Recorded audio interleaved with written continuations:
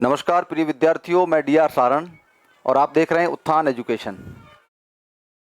मित्रों, आप लोग जानते हैं कि कक्षा 12वीं के एग्ज़ाम्स कंप्लीट होने वाले हैं और बहुत जल्दी 12वीं के बाद जो बीएसटीसी करना चाहते हैं, जिसको डीएलएड के नाम से भी जानते हैं, तो उसके आवेदन का नोटिफिकेशन बहुत जल्दी जारी हो जाएगा। बहुत जल्द फॉर्म भरे जाएंगे और आगामी 2 महीनों के अंदर, यानी कि जून महीने के अंत तक, मेरा ये मानना है कि इसका एग्ज़ाम कंडक्ट करवा दिया जाएगा। तो हमारे पास 2 महीने हैं तैयारी के और बहुत अच्छा अवसर है। जिन लोगों को 12वीं के बाद तुरंत नौकरी चाहिए, उनके लिए मेरे लिहाज से बीएसटीसी करने से ज़्यादा बेहतर कोई विकल्प नहीं हो सकता। और बहुत आसान है। अगर आप लोग 2 महीने निश्चित शेड्यूल और निश्चित जो पाठ्यक्रम है उसके तहत अगर अपनी पढ़ाई करते हैं आप लोग, तो कहीं कोई दिक्कत नहीं आने वाली है। आज मैं पहली कक्षा लेकर आपके बीच उपस्थित हूं। मोटे तौर पर यह बता दूं कि बीएसटीसी 2023 में सिलेबस में ज़्यादा कोई परिवर्तन नहीं आने वाला। हालांकि आधिकारिक तौर पर अभी तक सिलेबस लॉन्च नहीं हुआ है, लेकिन आप ये मान के चलिए कि गत वर्षों में जो सिलेबस था वही सिलेबस इस बार रहने वाला है और पेपर का जो प्रारूप है, पेपर का जो पैटर्न है, वो भी वही रहने वाला है। कोई किसी प्रकार का परिवर्तन होने की संभावना मेरे हिसाब से नगण्य है, बहुत कम है। तो पेपर जो आता है उसमें 200 प्रश्न आते हैं। 200 प्रश्न, 600 नंबर उसका पूर्णांक हो जाता है। और उन 200 प्रश्नों में से अगर हिंदी भाषा की बात करें तो उसमें 30 सवाल आते हैं, यानी कि लगभग 90 नंबर, यानी 100 नंबर लगभग मान सकते हैं हम लोग। हालांकि फिक्स है या 90 नंबर के प्रश्न आएंगे आपके हिंदी के, तो 200 में से 30 नंबर आपके हिंदी भाषा में से आएंगे। और हिंदी भाषा के जो प्रश्नों का जो लेवल होगा वो कक्षा 12वीं तक के स्तर का ही होगा और केवल व्याकरण के प्रश्न आएंगे। और व्याकरण में वो बिंदु शामिल होंगे जो आप लोगों ने प्राथमिक कक्षा से लेकर कक्षा 12वीं तक विभिन्न कक्षाओं में कहीं ना कहीं पढ़े हैं। मैं आज वो सारे टॉपिक भी आपको बताने वाला हूं कि कौन कौन से चैप्टर में से सवाल आएंगे और सवाल किस तरह आएंगे। मैं आज 2 बातें करूंगा। एक तो हिंदी का सिलेबस क्या है, कौन कौन से टॉपिक हैं जिनमें से प्रश्न आएंगे। एक तो आपको वही टॉपिक पढ़ने हैं। यूं व्याकरण बहुत लंबी चौड़ी है, उसका कोई अर्थ नहीं है। या लगभग 10 एक टॉपिक हैं जो आपको पढ़ने हैं। एक तो वो कौन कौन से बताऊंगा। दूसरी बात, सवाल किस तरह के आते हैं, सवालों का क्या लेवल रहता है। इसके लिए मैं आपके साथ कुछ प्रश्नों को लेकर आया हूं। गत वर्षों में जो बीएसटीसी के पेपर हुए, उनमें से एक पेपर में जो हिंदी के 30 सवाल आए, उनको देख करके आपको सहज ही अंदाजा लगेगा, आप अनुमान लगा सकते हैं कि हमारे प्रश्नों का लेवल क्या रहने वाला है और हम लोग किस तरह उनके उत्तर देंगे। आज तो मैं आपको सिर्फ पेपर का प्रारूप बताने आया हूं। आगामी कक्षा में हम लोग जितने टॉपिक हैं उस टॉपिक वाइज हम लोग अध्ययन करेंगे। तो देखिएगा आप लोग कौन कौन से बिंदु आपके पाठ्यक्रम में शामिल हैं। ध्यान दीजिए। पहला, पर्यायवाची शब्द, विलोम शब्द, युग्म शब्द। युग्म शब्द को हम लोग समोच्चारित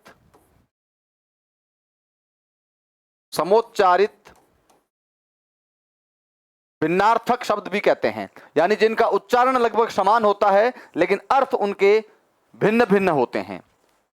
वाक्य विचार, वाक्य विचार का मतलब वाक्य क्या है, वाक्य की रचना कैसे होती है, वाक्य के कौन कौन से भाग हैं, चाहे उसमें साधारण वाक्य हो, संयुक्त वाक्य हो, मिश्र वाक्य हो, ये तमाम बातें इसके अंदर शामिल होगी। इसके अलावा शुद्धिकरण। किसका शुद्धिकरण? शब्दों का और वाक्यों का। हिंदी में जितने भी शब्द हैं, यानी कि यहां जो बात है ना, वो वर्तनी की है। शब्दों की वर्तनी शुद्धि और वाक्यों की शुद्धि, ये दोनों टॉपिक इसमें शामिल होंगे। यानी अशुद्ध शब्द का चयन करना, शुद्ध शब्द का चयन करना, या अशुद्ध वाक्य कौन सा है, शुद्ध वाक्य कौन सा है, वो सारी बातें हम लोग पढ़ेंगे।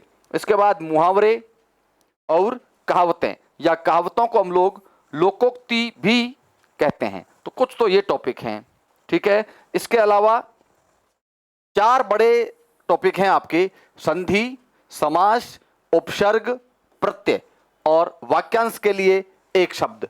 तो 5 तो ये हो गए और 6, 7, 8, 9, 10, 11 लगभग ये मान लीजिए आप लोग कि 10 टॉपिक आपके सिलेबस में है। बहुत लंबा चौड़ा मामला नहीं है, लगभग 1 महीने में हम लोग इसको कंप्लीट करेंगे और उसके बाद तमाम तरह के सवाल आपको रिवीजन के तौर पर टेस्ट सीरीज चलाएंगे और आप लोगों को पाठ्य पुस्तक भी बता देंगे कि कौन सी पुस्तकें आपको पढ़नी चाहिए। देखो, एक तो बेसिकली बता दूं आपको मैं, अगर आप राजस्थान में परीक्षा दे रहे हैं तो आप जानते हैं कि कक्षा 9 से लेकर 12 तक के लिए एक हिंदी व्याकरण की किताब चलती है, आपके पाठ्यक्रम में शामिल है।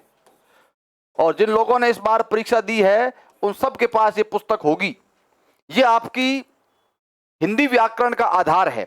जिन लोगों को हिंदी व्याकरण का नॉलेज कम है उनको अपनी शुरुआत यहां से करनी चाहिए। कक्षा 9 से 12 तक राजस्थान माध्यमिक शिक्षा बोर्ड के पाठ्यक्रम में जो पाठ्य पुस्तक है उसको आपको बहुत अच्छे से पढ़ना चाहिए और उसके बाद हम लोग और भी आपको जो उपयोगी पुस्तकें हैं वो बता देंगे, क्योंकि जब कंपटीशन का एग्जाम है तो सवाल का जो लेवल है वो कहीं ना कहीं थोड़ा इससे ऊपर भी हो सकता है, लेकिन इसको अगर आप ठीक से पढ़ लेंगे तो आपका आधार ठीक हो जाएगा। ठीक है, तो ये 8-10 टॉपिक हैं, इनको हम लोग कंप्लीट करने वाले हैं। आप अधिकतम संख्या में जितने विद्यार्थी जुड़े हैं वो हमारे साथ बने रहिए।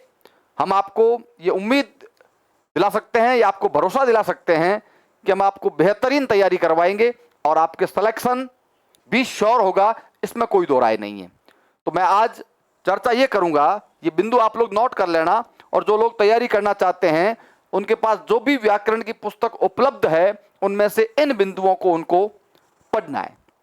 अब मैं उन सवालों की बात कर रहा हूं। मुझे लगता है ये जो पेपर है ये शायद बीएसटीसी 2020 का होना चाहिए, मैं कंफर्म नहीं हूं, लेकिन जिस भी वर्ष का है उससे कोई फर्क नहीं पड़ता। गत वर्षों में बीएसटीसी के लिए जो एंट्रेंस टेस्ट हुआ उसमें एक पेपर में हिंदी के जो 30 सवाल पूछे गए वो सवाल मैं आपको आज हल करवाने वाला हूं। मैं ये नहीं कह रहा हूं कि ये सवाल आपके आ जाएंगे। और एक दिक्कत और है, दिक्कत और यह है कि मैं सीधा पेपर करवा रहा हूं, अभी तक हमने इन बिंदुओं को पढ़ा नहीं है, इसलिए आपको दिक्कत आएगी समझने में। लेकिन मैं इसलिए बता रहा हूं कि आपको प्रश्नों का लेवल मालूम चलेगा और इन प्रश्नों को देख करके आप अपना मूल्यांकन भी कर पाएंगे कि आज मेरी क्या स्थिति है, वर्तमान में मेरी क्या स्थिति है, मुझे व्याकरण का जो पक्ष है मेरा कितना मजबूत है या कितना कमजोर है। आगे की कक्षा में हम लोग टॉपिक वाइज पूरी बातचीत करेंगे। मैं 30 सवाल लेके आया हूं, आप लोग समझ लीजिएगा और सुनिएगा। पहला सवाल, असंगत विकल्प चुनिए। ध्यान देना, 4 विकल्प दिए हुए हैं ABCD, इनमें से आपको कौन सा विकल्प चुनना है? असंगत। असंगत का मतलब होता है गलत। ध्यान देना, 2 चीजें आती हैं, संगत और असंगत। संगत का मतलब सही और असंगत का अर्थ गलत। इन 4 में से एक विकल्प गलत है और 3 क्या है? सही है। जो गलत है उसको चुनना है।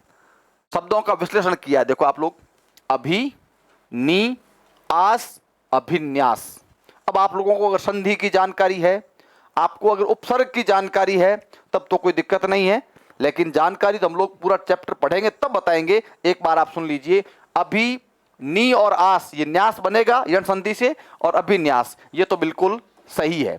ठीक है, अभि धन वी धन आप्ति, अभिव्याप्ति ये भी सही है। सु धन स्थु धन असौष्ठव ये भी सही है। अनु धन स धन अंग धन एक आनुषंगिक, देखिए ये सब तो सही है, लेकिन यहां मामला गड़बड़ है।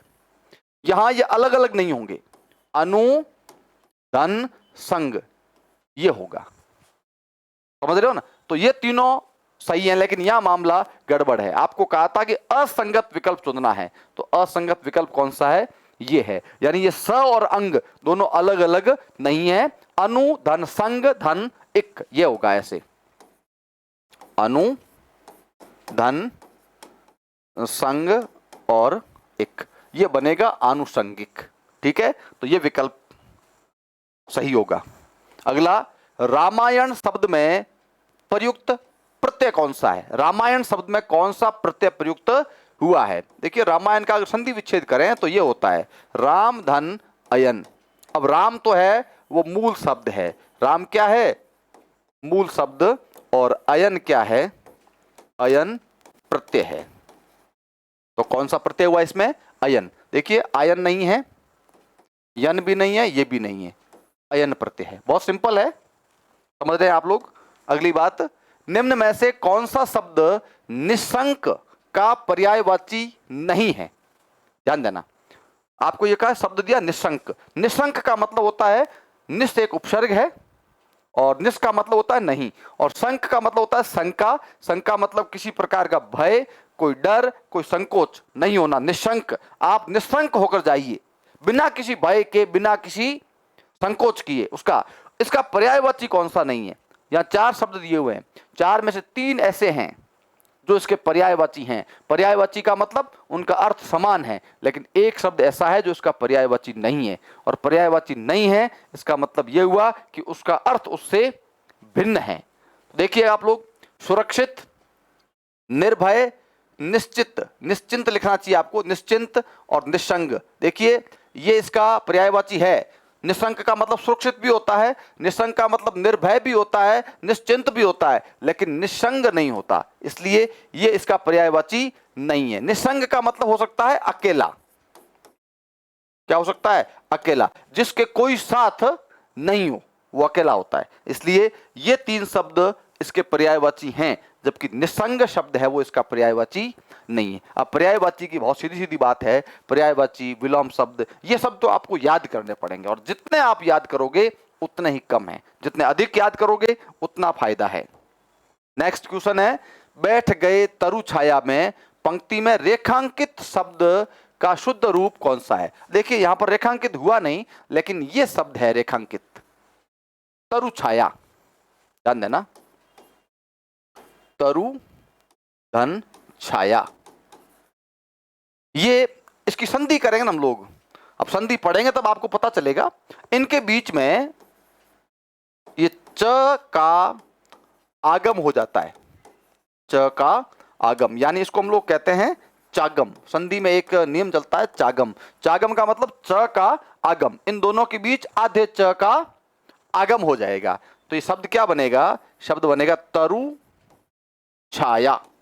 तरु छाया। मैं एक शब्द बताता हूं बहुत अच्छा आपको, देखिए, जैसे अनु धन छेद, अनुधन छेद। अब बताओ इन दोनों को मिलाएंगे तो क्या बनेगा? आप लोग जानते हैं शब्द लिखते हैं अनुच्छेद, तो इसको इस प्रकार लिखते हैं अनुच्छेद।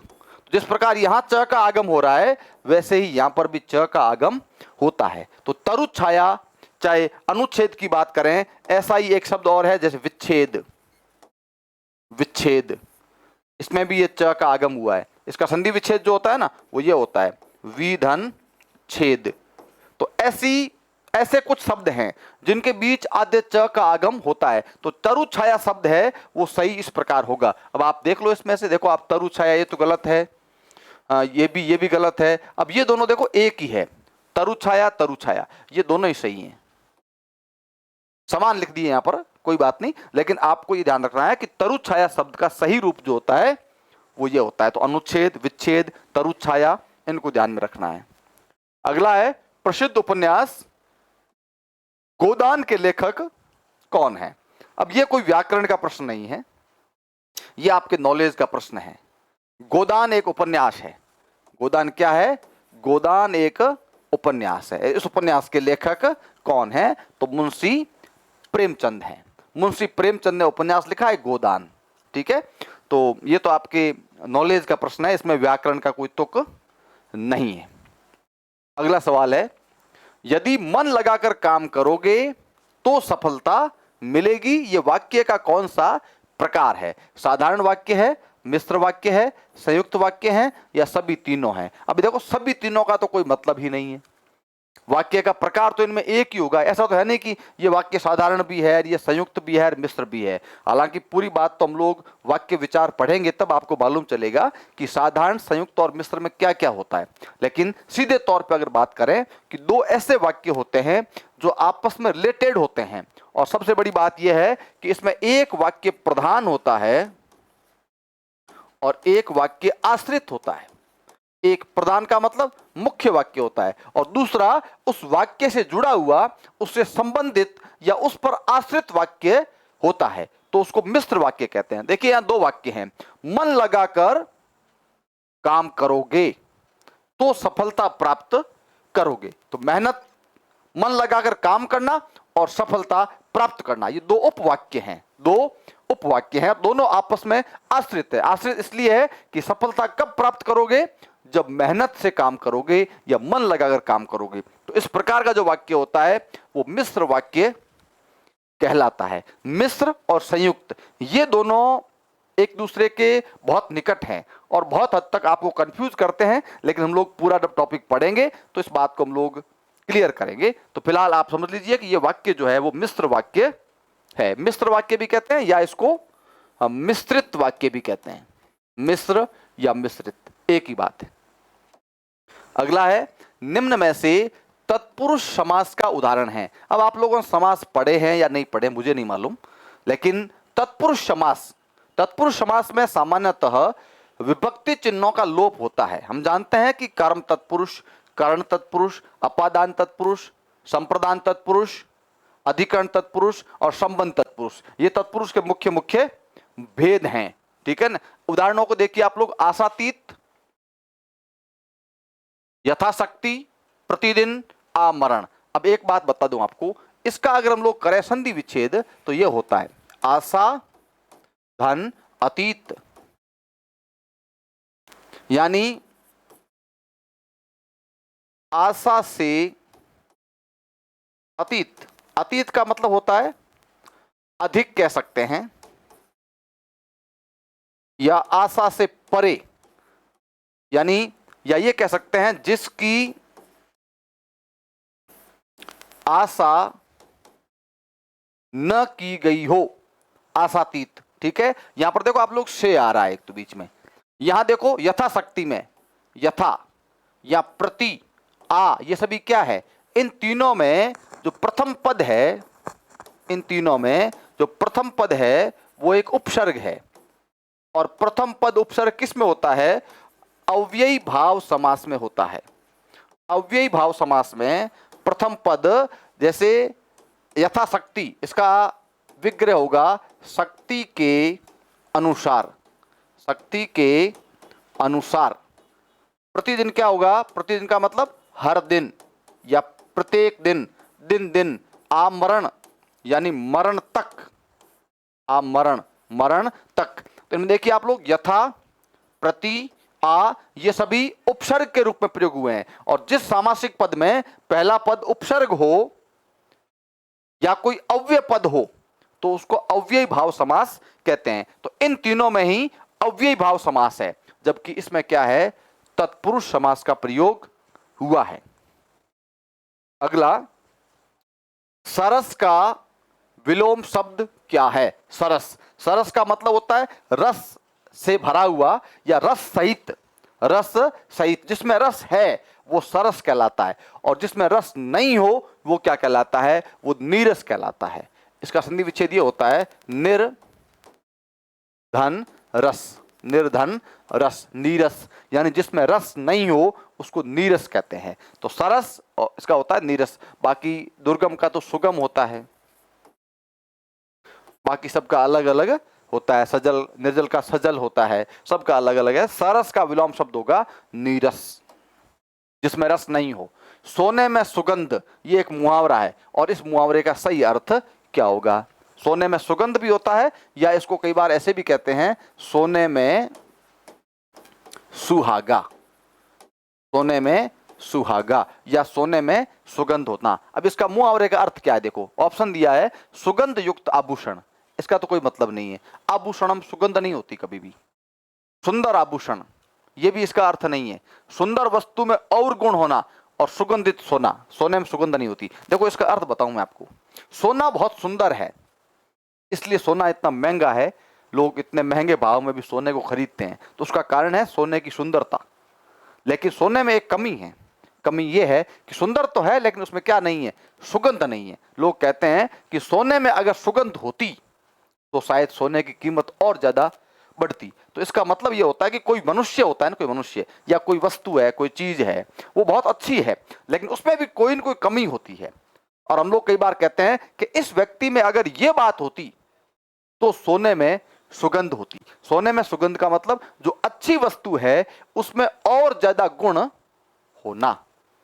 कोई व्यक्ति मान लीजिए किसी बड़े पद तक पहुंच गया, बहुत बड़ा अफसर बन गया, ठीक है, और लेकिन वो साथ में विनम्र है, उसमें कोई अहंकार नहीं है, तो लोग कहते हैं कि ये सोने में सुगंध है। यानी अच्छी वस्तु में और गुणों का होना, उसको कहते हैं सोने में सुगंध। तो सही ऑप्शन ये बैठेगा कि सुंदर वस्तु में और गुण होना, इसको सोने में सुगंध कहा गया है।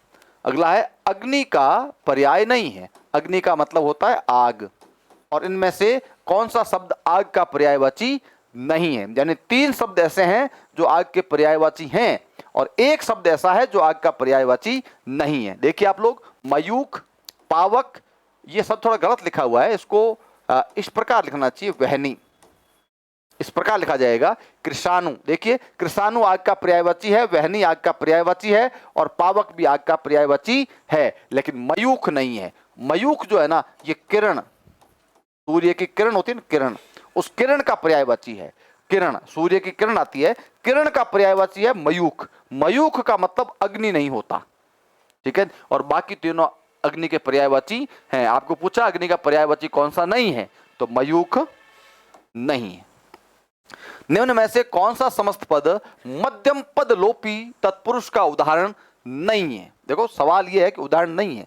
मध्यम पद लोपी, मध्यम पद लोपी मतलब दो पदों के बीच, मध्यम पद का मतलब होता है बीच के पद, लोप का मतलब लुप्त होना, बीच के पदों का लुप्त होना, बीच के पदों का लुप्त होना। ऐसा कौन सा समस्त पद है जिसमें जिसमें मध्यम पद का लोप हो गया है? मध्यम पद का लोप हो गया है, और मध्यम पद का लोप होने वाला तत्पुरुष समास का उदाहरण कौन सा नहीं है? देखो मैं आपको बता दूं, आपको पंचचक्की, पंचचक्की से मतलब होता है पानी से चलने वाली, मैं इसका समास विग्रह बता रहा हूं आपको, पानी से चलने वाली चक्की, ठीक है। वन मानुष, इसका होता है वन में रहने वाला मानुष, वन में रहने वाला मानुष। घृतान्न की बात करें तो घृत में, घृत का मतलब होता है घी, घृत में पका अन्न, घी में पकाया हुआ जो अन्न होता है उसको घृतान्न कहते हैं। जबकि मधुप की बात करें तो मधु और धन प, यानी इसका अर्थ जो होता है ना, वो इसका अर्थ होता है भौरा, भौरा, या इसको कहते हैं भ्रमर, भ्रमर का पर्यायवाची है भौरा। और मधुप यानी मधु का पान करने वाला, मधु का पान करने वाला। अब देखिएगा, आप सीधी बात बता रहा हूं कि मध्यम पद लोपी का मतलब होता है दो पदों के बीच के पदों का लोप होना। देखो आप लोग, यहां पन यानी पानी और चक्की, ये इनका लोप हो चुका है बीच में। यहां देखो वन और मानुष, तो मैं रहने वाला, इनका लोप हो गया। ये घृत और अन्न, इसमें बीच में मैं पका, इनका लोप हो गया। देखिए आप इन तीनों को देखोगे, पन चक्की, वन मानुष और घृतान्न, इसमें तीनों में बीच के जो पद हैं इनका लोप हो चुका है, इसलिए इनको मध्यम पद लोपी तत्पुरुष कहते हैं। जबकि मधुप में ऐसा नहीं है, और देखा जाए तो इसको उपपद तत्पुरुष भी कहते हैं। तत्पुरुष के बहुत सारे प्रकार हैं जिनकी चर्चा हम लोग कक्षा में करेंगे, लेकिन आप लोग ये समझ लीजिए कि ये जो है ये मध्यम पदलोपी तत्पुरुष का उदाहरण नहीं है। अगला, किस विकल्प में ईय प्रत्यय का प्रयोग नहीं हुआ है? एक प्रत्यय है ईय, इसका प्रयोग किस में नहीं हुआ है? इसका मतलब 3 ऐसे हैं जिनमें ईय प्रत्यय का प्रयोग हुआ है, लेकिन एक ऐसा है जिसमें नहीं हुआ है, ठीक है भैया। पाणिनीय, ध्यान देना, पाणिनीय, इसका होता है पाणिनि धन ईय, सही है। इसका होता है ना, वो होता है विचार धन अनीय। आपको शब्दों का विश्लेषण सीखना पड़ेगा। मानवीय, मानव धन ईय, और भवदीय, भवत धन ईय। समझ रहे हो आप लोग? तो पाणिनीय, मानवीय और भवदीय, इन तीनों में ईय का प्रयोग है, लेकिन इसमें ईय का प्रयोग नहीं है, इसलिए ये इसका उदाहरण नहीं है। इसमें उपसर्ग प्रत्यय जो है वो कौन सा है? अनीय, अनीय। हम पूरी प्रत्ययों की बात करेंगे बाद में। एक अकेला, दो 11, का अर्थ है। एक कहावत है, एक और है कि इसी से मिलती जुलती, एक और एक 11 होते हैं। एक और एक 11 होना एक ही बात है। एक अकेला होता है और 2 11 होते हैं। यानी कि इसका अर्थ है कि संगठन में शक्ति होती है। अकेला व्यक्ति कुछ नहीं कर सकता, लेकिन एक से अधिक लोग मिलते हैं तो उसका संगठन होता है, और संगठन में हमेशा शक्ति होती है। तो इसका अर्थ यही होता है, संगठन में शक्ति। चाहे एक और एक 11 होना कहें, और चाहे एक अकेला 2 11 है, कह सकते हैं इसको। नेक्स्ट है, वह हथियार जो हाथ में थाम कर चलाया जाता है। 2 प्रकार के हथियार होते हैं। एक तो हाथ में पकड़ करके चलाया जाता है, हाथ में पकड़ के किसी को मारा जाता है, और दूसरा होता है किसी को फेंक कर मारा जाता है। यानी कि एक हथियार तो ऐसे होते हैं जो व्यक्ति के एक इधर हाथ में रहता है, दूसरे के लगता है, यानी उनके बीच दूरी कम होती है। जबकि एक वो भी होता है जो व्यक्ति दूर खड़ा है और उसको भी वो हथियार से मार कर सकता है। तो 2 प्रकार के होते हैं, एक शस्त्र और एक होता है अस्त्र। देखो आप लोग, इस ढाल और चक्र का तो कोई मतलब ही नहीं है।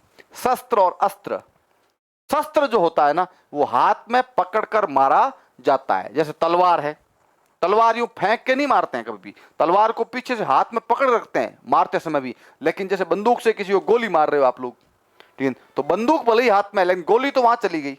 तो दूर खड़े व्यक्ति पर जो मार करता है वो अस्त्र होता है, जबकि हाथ में पकड़ कर मारा जाने वाला शस्त्र होता है। तो इसका सही ऑप्शन क्या होगा? शस्त्र। अगला है अनंग। इसका अगर संधि विच्छेद करें तो यह होता है अन्न धन अंग।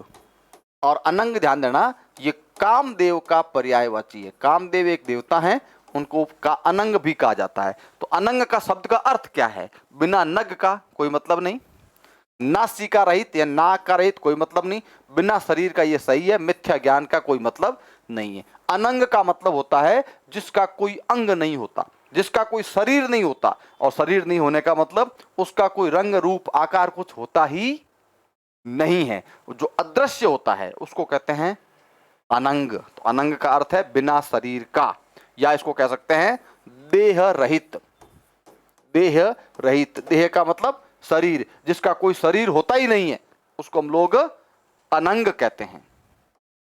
अगला है वाक्यांश के लिए एक शब्द के संदर्भ में असंगत कौन सा है? देखो, कुछ वाक्यांश दिए हुए हैं और उनके लिए कुछ आगे शब्द दिए हुए हैं, और आपको यह पूछा हुआ है कि कौन सा इनमें असंगत है, यानी गलत है। गलत कौन सा है उसको चुनना है। देखिए, जिसे क्रय किया गया हो, क्रय करने का मतलब खरीदा गया हो, जिसे खरीद लिया गया हो, जिसे क्रय कर लिया गया हो, उसको कहते हैं क्रीत। ये बिल्कुल सही है, कोई गलत नहीं है। जिसका हाथ बहुत तेज चलता हो, कुछ लोगों के हाथ चलाने की जो गति होती है वो बहुत तीव्र होती है, और उसको कहते हैं क्षिप्र हस्त। क्षिप्र हस्त बिल्कुल ठीक है। अगला, सुंदर और लंबे बालों वाली स्त्री, ये गलत है। ये विकेशिनी नहीं होता, ये होता है केशिनी। विकेशिनी नहीं होता, क्या होता है? केशिनी होता है, इसलिए ये गलत हो गया। तो ये ऑप्शन इसका ठीक होगा। जो कृत्रिम वेश धारण कर लेता है, छद्मी सही है। छद्म का मतलब होता है छुपा हुआ, जो आदमी वेश बदल करके, अन्य वेश धारण करके कई बार रूप बदल लेता है, परिवर्तित कर लेता है, उसको छद्मी कहते हैं। तो ध्यान देना, बाकी सब तीनों ठीक है। सुंदर और लंबे बालों वाली स्त्री को विकेशिनी नहीं कह करके क्या कहते हैं?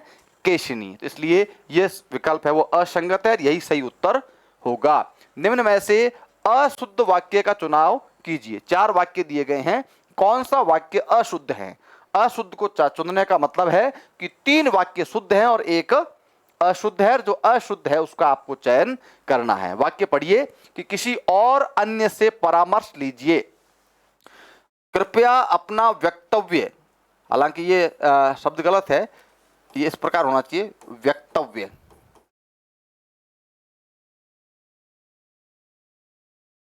खैर, आप वाक्य देखिए, हम सब में मानवीय दुर्बलताएं हैं, मैं निरंतर कार्य करने का अभ्यस्त हूं। देखो, ये वाक्य बिल्कुल सही है, ये वाक्य भी सही है, ये वाक्य भी सही है, यहां गड़बड़ है। गड़बड़ क्या है? देखो आप लोग, यहां देखो आप लोग, इस वाक्य को 2 प्रकार से लिखेंगे, और अन्य दोनों एक साथ नहीं आएंगे। या तो लिखेंगे इसको किसी और से परामर्श लीजिए, किसी और से परामर्श लीजिए। या इस वाक्य को ऐसे लिखेंगे, किसी अन्य से परामर्श, किसी अन्य से परामर्श लीजिए। ध्यान देना, या तो लिखेंगे हम लोग और से, और या फिर लिखेंगे अन्य से, लेकिन यहां क्या किया गया, यहां इस वाक्य में और अन्य ये दोनों ही लिख दिए गए, और दोनों शब्दों की यहां एक साथ आवश्यकता नहीं है, इसलिए ये वाक्य क्या है, अशुद्ध है। इस प्रश्न का आंसर यही होगा। अगर हम लोग गलती की बात करें कि इस वाक्य में किस प्रकार की अशुद्धि है, तो इसमें अनावश्यक शब्द संबंधी अशुद्धि है। क्या? अनावश्यक शब्द संबंधी अशुद्धि है, यानी जिस शब्द की आवश्यकता नहीं है उसको बिना आवश्यकता के भी लिख दिया गया है। और एवं अन्य, इन दोनों में से एक की आवश्यकता थी, जबकि यहां पर दोनों लिख दिए गए, इसलिए वाक्य क्या है, अशुद्ध है। अगला है वाक्जाल। वाक्जाल का संधि विच्छेद क्या होगा? बहुत सिंपल है, कोई मतलब नहीं, इसका भी अर्थ नहीं, इसका भी अर्थ नहीं, ये सही है। वाक धन जाल, क जो है वो ग में परिवर्तित हो जाता है, किस संधि में? व्यंजन संधि में। संधि के बहुत सारे नियम हैं, ये व्यंजन संधि के उदाहरण है उसमें, और वाक जंजाल वाकजाल हो जाएगा। जैसे एक उदाहरण और है इसका, ऐसा ही, जैसे दिक धन गज, तो पता है क्या बनेगा? तो बनेगा दिग्गज, दिक धन गज दिग्गज। ठीक है, तो वाक धन जाल। ध्यान देना, ये भी वैसा ही है, लेकिन यह हलंत नहीं है, और हलंत नहीं है इसलिए गलत क्यों है? क्योंकि यहाँ ग आधा है, और यहाँ ग आधा है, तो संधि विच्छेद में क भी क्या होगा? आधा ही होगा। और ये उदाहरण, ये इसका ऑप्शन सही है। विद्या धन में कौन सा समास है? इसका विग्रह होगा, वो होगा विद्या रूपी धन, विद्या रूपी धन। और इसमें कौन सा समास होगा? कर्मधारय होगा। अभी तक आपको ये दिक्कत आ सकती है क्योंकि आपने कर्मधारय, तत्पुरुष, अव्ययी भाव, द्वंद्व ये पढ़े नहीं, लेकिन आज तो आप लोग केवल सवालों को समझिए, बाकी जो सवाल है बाद के, वो हम लोग सारे टॉपिक पढ़ने के बाद, एक टॉपिक कंप्लीट होगा उससे संबंधित हम लोग सवाल इस तरह हल करेंगे, रोजाना अभ्यास करेंगे, आपका टेस्ट भी होगा। ठीक है, आगे बढ़ते हैं। नेक्स्ट है, कवि का स्त्रीलिंग शब्द क्या है? कवि, कवि का स्त्रीलिंग क्या है? कविता लिखने वाला जो पुरुष होता है उसको कवि कहते हैं, और कविता लिखने वाली अगर महिला हो तो उसको क्या कहेंगे? कवयित्री कहेंगे। अब दिक्कत यह है, देखो सही शब्द कौन सा है? सही शब्द ये है, ये ध्यान देना, बहुत महत्वपूर्ण शब्द है, कवयित्री। ये शब्द होता है ना, ये कवयित्री होता है। बाकी ये कवयित्री ये भी गलत है, कवयित्री ये भी गलत है, ये भी गलत है। वर्तनी की दृष्टि से कौन सा शब्द शुद्ध है? वो है कवयित्री, और कवयित्री जो है वो कवि का स्त्रीलिंग है। ठीक है, सीधा सवाल है अगला, वाक्यांश के लिए एक शब्द के संदर्भ में संगत को चुनिए। देख, तो एक तो आप लोग सवाल को ठीक से पढ़ो कि संगत को चुनना है कि असंगत को चुनना है। संगत को चुनने का मतलब आपको सही को चुनना है, और सही को चुनने का मतलब है कि 3 गलत हैं और 1 सही है। सही कौन सा है वो बताना है आपको। जिसकी ईप्सा की गई हो, ईशान गलत है, सही शब्द होगा ईप्सित, ईप्सित ये होगा। जो छाती के बल चलता हो, उत्क्षिप्त गलत है, ये भी इसको कहते हैं जो छाती के बल चलता है या जो पेट के बल चलता है। दुनिया में बहुत सारे जीव होते हैं जो हमारी तरह पैरों पे नहीं चलते, उनके पैर होते ही नहीं है, वो पेट के बल या छाती के बल चलते हैं। जैसे आपने सांप देखे हैं, सांप के पैर नहीं होते, सांप रेंग कर चलता है और उसका पेट या उसकी छाती जो है उसके बल पर चलता है। और सांप का एक पर्यायवाची होता है, आपने कभी देखा होगा तो, उरग।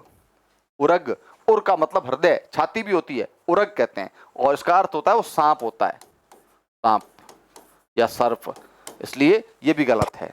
जिसकी दोनों पक्षों में निष्ठा हो, किसी मामले में 2 पक्ष होते हैं और ऐसा व्यक्ति जो दोनों पक्षों के बराबर, दोनों पक्षों के प्रति समान रूप से निष्ठा या आदर का भाव रखता है, उसको उभयनिष्ठ कहते हैं। ठीक है, और जो अच्छे कुल में उत्पन्न हुआ है वो कृतार्थ नहीं होता, वो होता है कुलीन। अच्छे कुल में पैदा होने वाले को कुलीन कहते हैं। इसलिए ये तो तीनों ही गलत हो गए। तो सही कौन सा है?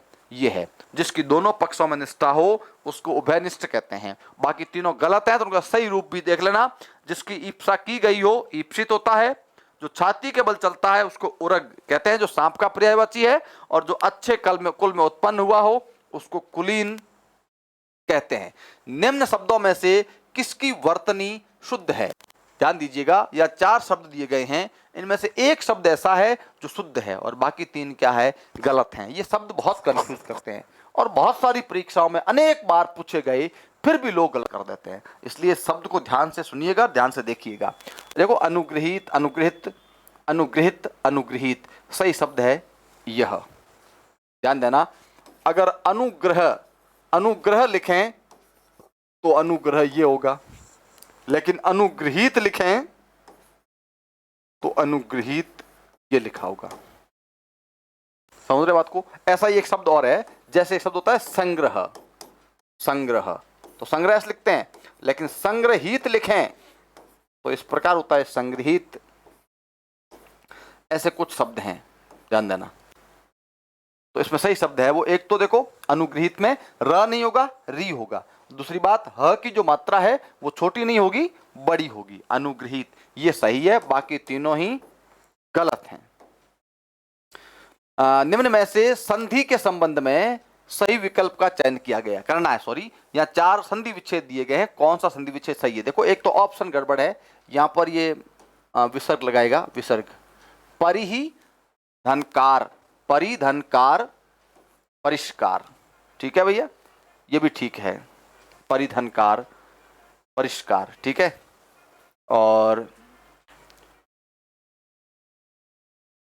देखो, इसमें भी एक कंफ्यूजन है कि कुछ लोग इसको विसर्ग बताते हैं, कुछ लोग स का आगम भी बताते हैं। जैसे हम लोग एक उदाहरण देखते हैं कि सम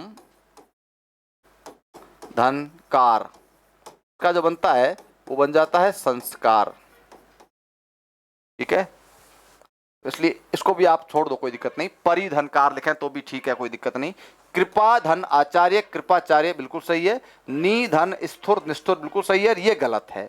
गलत क्यों है? देखो आप लोग, ये प्रोज्वल शब्द है ना, इसका जो संधि विच्छेद होता है वो होता है प्र धन उज्ज्वल, प्रधन उज्ज्वल, प्रधन उ, यानी अ धन उ मिलकर के ओ बन जाता है प्रोज्वल। इसलिए ये जो संधि विच्छेद है वो गलत है।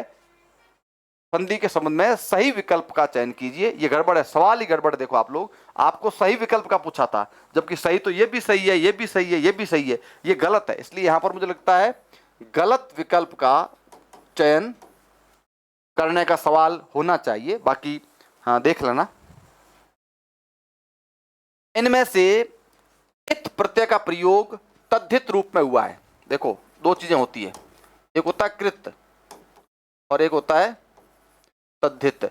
प्रत्यय जो होते हैं वो 2 प्रकार के होते हैं, कृत और तद्धित। ध्यान देना, कृत प्रत्यय होते हैं ना, वो जुड़ते हैं क्रिया के साथ। कृत प्रत्यय वो कहलाते हैं जो क्रिया पदों के साथ जुड़ते हैं, और जबकि तद्धित जो होते हैं ना, वो संज्ञा, सर्वनाम, विशेषण, यानी ये कह सकते हैं क्रिया के अलावा अन्य किसी पद के साथ जुड़ते हैं। हम लोगों को करना है कि तद्धित रूप में हुआ है, और तद्धित रूप के होने का मतलब है कि वो क्रिया, उसका जो मूल शब्द है वो क्रिया नहीं होगा।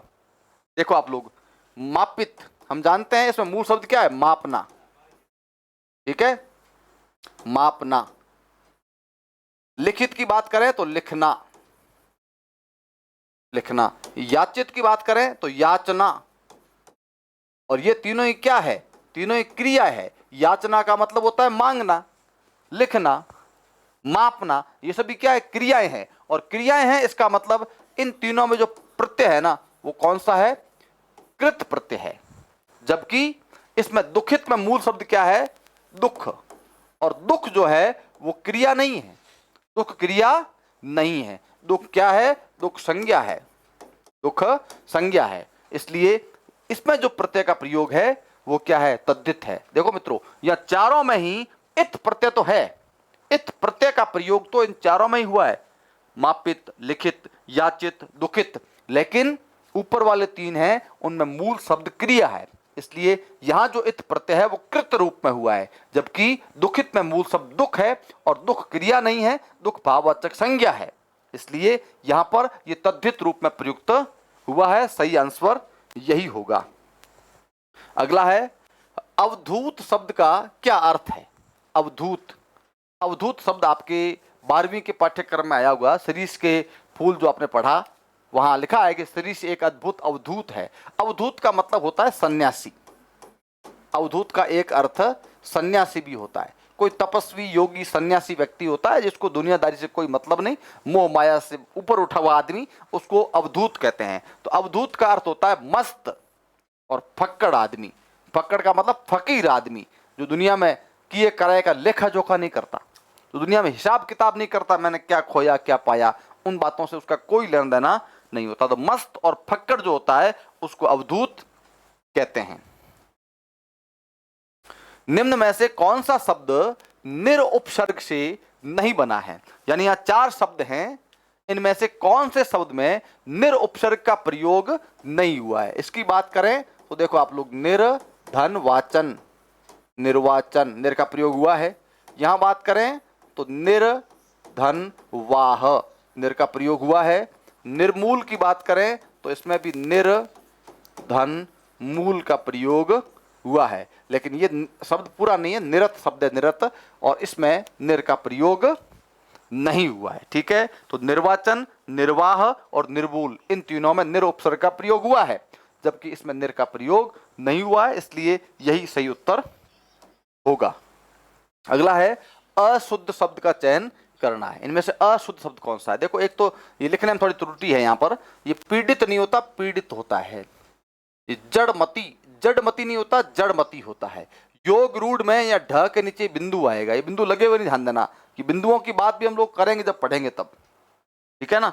योग रूढ़, जड़मती, पीड़ित, ये तीनों तो सही हैं, लेकिन ये थोड़ा गड़बड़ है। सही शब्द होता है ना वो निरोग होता है, निरोग, निरोग, ये शब्द सही होता है, इसलिए अशुद्ध शब्द यही माना जाएगा। द्वंद्व समास के भेदों के संदर्भ में कौन सा असंगत है। द्वंद्व समास के 3 भेद होते हैं भैया, एक होता है इतरेतर, एक होता है वैकल्पिक, और एक होता है समाहार। द्वंद्व समास के 3 प्रकार होते हैं। इनमें देखो आप लोग, गंगा यमुना, यानी गंगा और यमुना, यानी इतरेतर में तो क्या होता है कि दोनों ही पद जो होते हैं ना वो स्वतंत्र होते हैं, दोनों ही पद। तो गंगा और यमुना इतरेतर है, बिल्कुल सही है। कृष्णार्जुन, यानी कृष्ण और अर्जुन, देखो इसका होगा गंगा और यमुना, इसका होगा कृष्ण और अर्जुन, कृष्ण और अर्जुन। 71 की बात करें तो इसका हो जाएगा 1 और 70, 1 और 70, ठीक है। बाल बच्चा, यानी इसका होता है बच्चे आदि,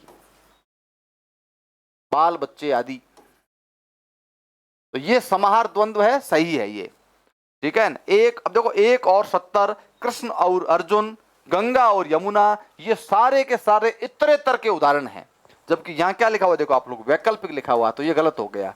तो असंगत विकल्प कौन सा है, ये है। यहां पर भी क्या आना चाहिए मालूम है, यहां पर भी इतरेतर द्वंद्व ही आएगा। अब वैकल्पक में क्या आता है, विकल्पक में मतलब 2 चीजें विकल्प में होती है। जैसे हम लोग कहते हैं कि भाई सुख दुख, यानी ये विलोम शब्द होते हैं। सामान्यतः विकल्पक में एक दूसरे का विलोम अर्थ रखने वाले शब्द होते हैं ना, वो आते हैं, जबकि यहां पर ऐसा कुछ भी नहीं है, तो ये असंगत है। अंधे की लकड़ी, मुहावरे का सही अर्थ क्या है। अंधा आदमी होता है ना, वो लकड़ी के सहारे चलता है, वो लकड़ी आगे करता है, उसको पता चलता है कि यहाँ पत्थर है या खड्डा है या दीवार है या कांटे हैं, क्या है। अंधे की लकड़ी का मतलब होता है एकमात्र सहारा, अंधे के लिए लकड़ी ही एकमात्र सहारा है, तो अंधे की लकड़ी का मतलब होता है एकमात्र सहारा। निम्न में से कौन सा शब्द परि उपसर्ग से बना है? किसमें परि उपसर्ग का प्रयोग हुआ है? देखो, परिधि, परिधि, तो यहां परि उपसर्ग का प्रयोग हुआ है, बिल्कुल ठीक है। इसमें उपसर्ग कौन सा है मालूम है? इसमें उपसर्ग है परा, इसमें उपसर्ग है प्रदक्षिणा, इसमें उपसर्ग है पर। ध्यान देना, पर जीव में उपसर्ग है पर, प्रदक्षिणा में प्र, पराकाष्ठा में परा, और परिधि में कौन सा है? परि। आपको ये पूछा है कि परि उपसर्ग से बना हुआ शब्द कौन सा है, तो ये है। ठीक है, ये कुछ सवाल थे, ये 30 सवाल थे। अब आपको अंदाजा लगा होगा, मेरा आज की कक्षा का उद्देश्य यह था कि एक तो आपको पाठ्यक्रम बताना, और जितने टॉपिक आएंगे उनमें से किस तरह के सवाल बनेंगे। इन 30 सवालों को देख करके आपको सवालों के स्तर का अंदाजा लगेगा एक तो। दूसरी बात, सवालों का निर्माण किस प्रकार से होता है वो भी पता चलेगा। यह आज की पहली कक्षा है और ये बेसिक जानकारी है।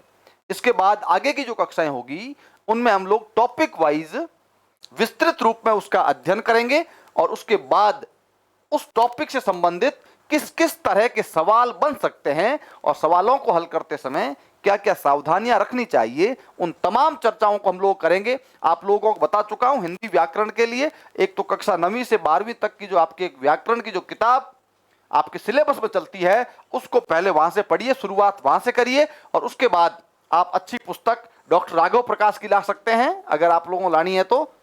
डॉक्टर राघव प्रकाश एक राइटर है हिंदी के, उनकी एक किताब चलती है सामान्य हिंदी, बहुत अच्छी पुस्तक है और बहुत मानक पुस्तक है। 2 किताबें ले आओ, मैं गारंटी से कह सकता हूं कि हिंदी में आपके 30 के 30 सवाल सही हो जाएंगे। एक तो वो किताब और एक ये ले आओ, और कुछ भी लाने की आवश्यकता नहीं है। ये 30 सवाल हिंदी के, ये मेरी गारंटी है कि मैं आपको सारे सही करवाऊंगा अगर आप लोग मन से और पूरी रुचि लगाकर आप लोग पढ़ेंगे। तो उम्मीद करता हूं कि सिलेबस और पेपर का जो पैटर्न आपके समझ में आया होगा। आज के लिए इतना ही, शेष बातें हम लोग आगे की कक्षा में करेंगे। जय हिंद, नमस्कार।